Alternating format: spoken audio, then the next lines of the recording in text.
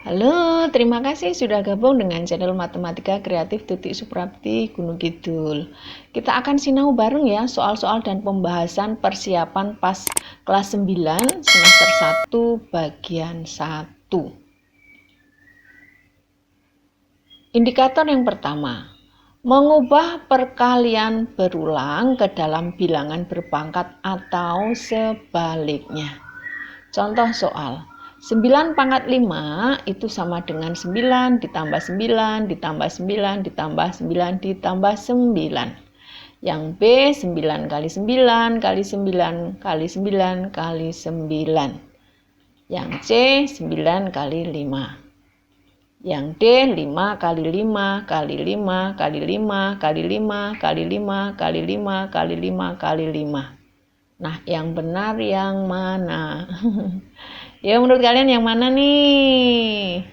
Kita selesaikan ya. Kita harus ingat dulu pemahaman tentang bilangan berpangkat. Jadi A pangkat N itu sama dengan A kalikan A kalikan A kalikan A sebanyak N kali. Sehingga kalau 9 pangkat 5 mestinya ya 9 kali 9 kali 9 kali 9 kali 9. Jadi 9-nya sebanyak 5 kali. Sehingga jawabannya adalah yang B. Indikator yang kedua, menentukan hasil operasi campuran bilangan berpangkat. Contoh soalnya, hitunglah hasil 2 pangkat negatif 3, kemudian dikuadratkan, dikalikan 2 pangkat 7, dibagi 2 pangkat negatif 4. Kita hitung bersama-sama ya. Kalau ada bentuk seperti ini, berarti dikalikan pangkatnya. 2 pangkat negatif 3 kalikan 2 berarti negatif 6. Kemudian kalau perkalian bilangan berpangkat, asalkan bilangan pokoknya sudah sama, maka pangkatnya tinggal menjumlahkan. Sehingga ini negatif 3 kalikan 2 negatif 6, kita tambahkan dengan 7. Kemudian untuk pembagian bilangan berpangkat, kalau bilangan pokoknya sudah sama, maka pangkatnya tinggal mengurangkan. Ya, negatif 6 tambah 7 berarti 1. Dibagi berarti dikurangi pangkatnya. Negatif 4. Ingat, min kalikan min adalah plus. Jadi hasilnya adalah 2 pangkat 5. Berapa 2 pangkat 5? Tralala. 32. Yang ketiga, indikatornya. Mengubah bentuk bilangan berpangkat negatif menjadi pangkat positif atau sebaliknya. Contoh soal saya ambilkan dari ujian nasional 2013.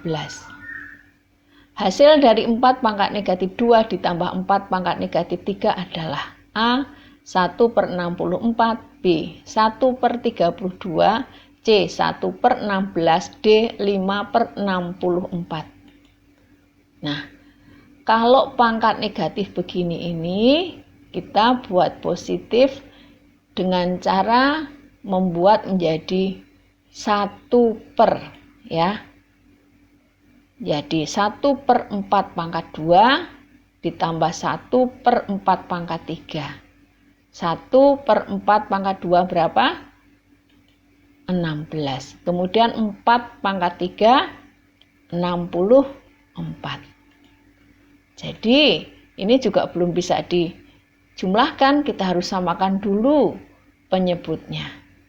Jadi per 64, 16 dikalikan 4 berarti yang atas juga kita kalikan 4. 1 kalikan 4 dapatnya 4. 4 tambah 1, 5. Jadi hasilnya adalah 5/64. Indikator yang keempat, menyederhanakan bilangan berpangkat pecahan. Contoh soalnya, sederhanakan akar pangkat 3 dari 4 kuadrat dipangkatkan lagi 6. Nah, anak-anak Untuk menyelesaikan soal seperti ini, kalian harus memahami pengertian ini. Jadi, akar pangkat B dari X pangkat A itu adalah sama dengan X pangkat A dibagi B. Sehingga untuk soal ini menjadi 4 pangkat 2/3 dipangkatkan 6. Jadi sama dengan, ingat ini 3 dengan 6-nya bisa disederhanakan. 6 dibagi 3 hasilnya 2. 2 kalikan 2 menjadi 4. Jadi ini 4 pangkat 4. 256.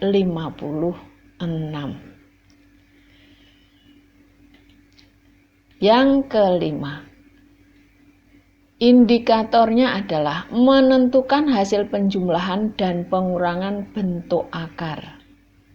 Contohnya, hitunglah 2 akar 12 ditambah akar 75 dikurangi 4 akar 27.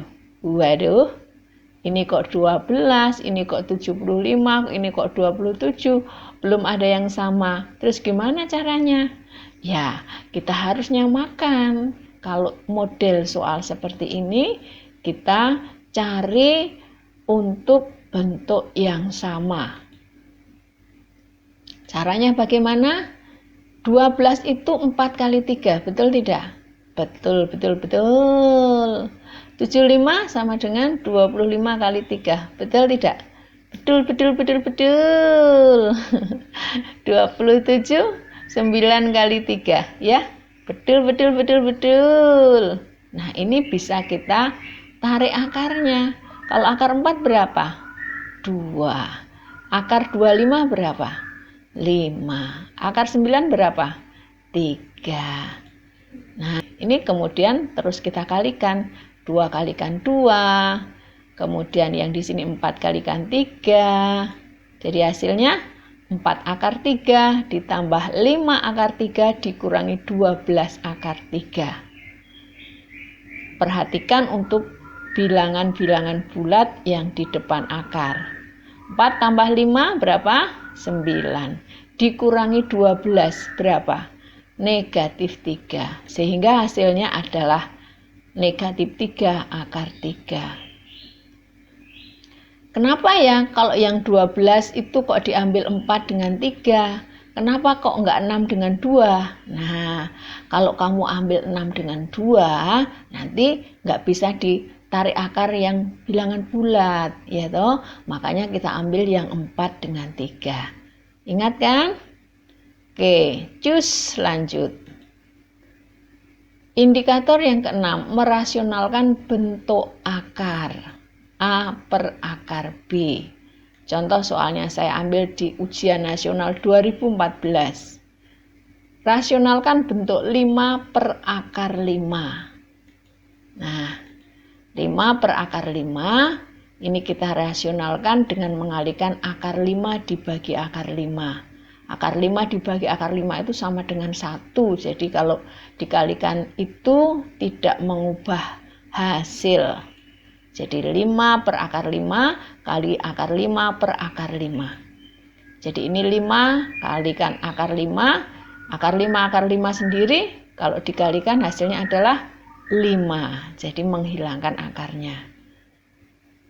Karena kalau akar 5 kalikan akar 5 kan akar 25 toh nak. Ya toh, ingat toh? Akar 25 adalah 5. Nah, kemudian 5 dibagi 5. Habis ya. Sehingga hasil terakhir adalah akar 5. Gampang. Lanjut. Indikator yang ketujuh, menentukan selesaian masalah terkait bilangan berpangkat atau bentuk akar. Contoh soalnya, nilai X yang memenuhi 8 pangkat X tambah 2/3 sama dengan akar 2 adalah. Untuk menyelesaikan soal seperti ini, kita harus menyamakan dulu bilangan pokoknya, karena bilangan pokoknya belum sama. Oleh karena itu harus disamakan. Caranya bagaimana? Ubah dulu, 8 itu sama dengan 2 pangkat berapa? 8, 2 pangkat berapa anak? Pangkat 3. Kemudian akar 2 itu sama dengan 2 pangkat setengah. Nah, kalau sekarang sudah sama, ini 2, ini juga 2. Karena bilangan pokoknya sudah sama, kita tinggal memperhatikan pangkatnya saja. Ini 3 bisa disederhanakan dengan 3. Sehingga kita dapatkan 2 pangkat X tambah 2 sama dengan 2 pangkat setengah. Nah, sekarang tinggal pangkatnya. X tambah 2 sama dengan setengah. Berarti X sama dengan negatif 1/2. Dah mengerti? Oke, lanjut. Indikator ke-8, menentukan akar-akar persamaan kuadrat. Contoh soalnya. Carilah akar dari persamaan kuadrat x kuadrat min 6x ditambah 5 sama dengan 0. X kuadrat min 6x ditambah 5 sama dengan 0, kita faktorkan ya. Dikalikan harus ketemu positif 5, kemudian kalau dijumlah-jumlahkan ketemunya negatif 6x. Kuncinya di situ. Dan hasilnya adalah X dikurangi 5 dikalikan X dikurangi 1. Sehingga kita dapatkan X1 sama dengan 5, kemudian X2-nya sama dengan 1. Jadi akar dari persamaan kuadrat X kuadrat min 6X ditambah 5 sama dengan 0 adalah X1 sama dengan 5 atau X2 sama dengan 1. Lanjut ya. Indikator ke-9, menentukan titik potong grafik fungsi kuadrat terhadap sumbu X atau Y. Nah, kita cari titik potong grafik fungsi Y sama dengan X kuadrat min 4X tambah 5 dengan sumbu X dan sumbu Y. Caranya bagaimana? Y sama dengan X kuadrat min 4X ditambah 5. Untuk titik potong dengan sumbu X, maka Y-nya sama dengan 0. Kalau Y-nya sama dengan 0, berarti X kuadrat min 4X plus 5 ini sama dengan 0. Jadi kita memfaktorkan seperti tadi pada soal sebelumnya. Ketemu X dikurangi 5 dikalikan X ditambah 1. Sehingga X1 adalah 5 dan X2-nya sama dengan negatif 1. Jadi titik potong dengan sumbu X adalah 5,0 dan negatif 1,0.